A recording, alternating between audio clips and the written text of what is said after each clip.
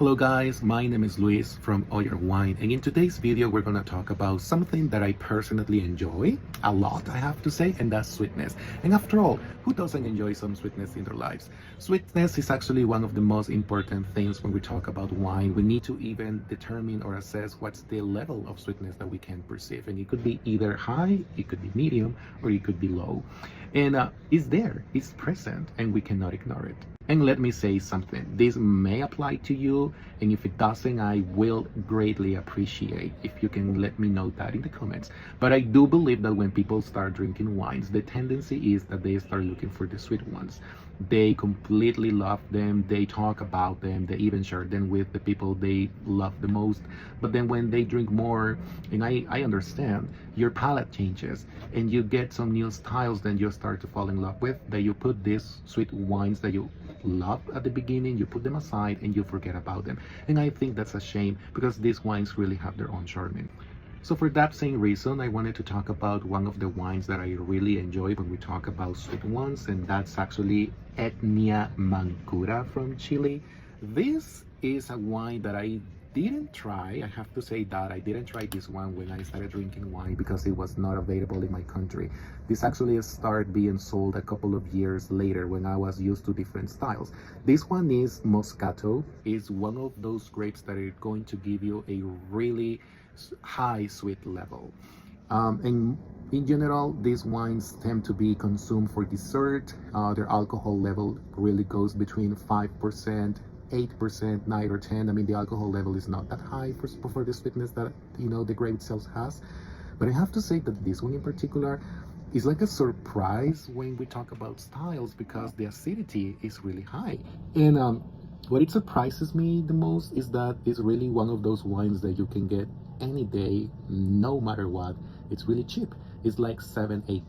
So I already poured some wine in my glass, and I really want to taste this in camera so I can give you my opinion about it, and I hope that you can give it a try, and when you go to the supermarket you can taste it. So the color is golden, like close to golden, and I believe that these grapes are harvested later than they're supposed to, so I think that's the reason why you get the color that it has. I mean, it's not that deep gold, but it's really close to it. So on the nose, and let me be really honest with what I perceive.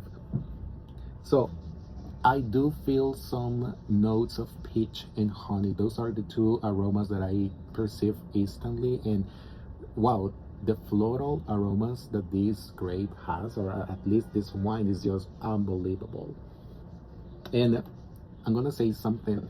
Sugar is something that you cannot smell because it doesn't have an aroma itself, but I do perceive the sweetness level in my nose when I stick my nose on the glass. So I know for sure this is going to be sweet, and I'm not talking about a low or a medium level. In my mind, when I smell this, I expect to have a high level of sweetness, but let's try it.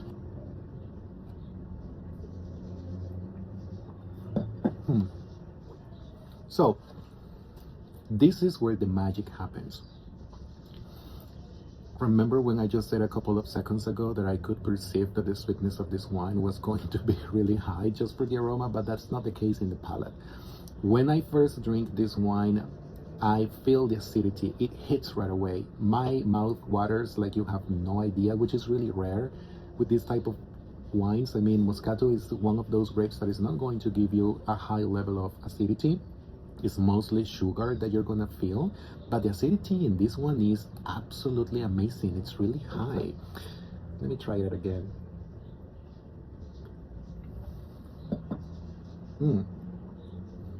And so when I feel the acidity, I do taste some citrus aromas that I didn't perceive when I was smelling it. And I do feel those peach notes and honey notes, but again, I do feel that acidity hitting my palate, and the sugar or the sweetness, I do feel it, but it's not something that overtakes my palate. It's something really balanced. It's like acidity and sweetness at the same level. So it's something that I really enjoy in this wine, because I know that when people are eating or drinking something that is completely sweet, some people even get some dizziness, some headache, and they have to stop eating or drinking when they were consuming, and they simply cannot get any of that anymore because it's just too much for your palate.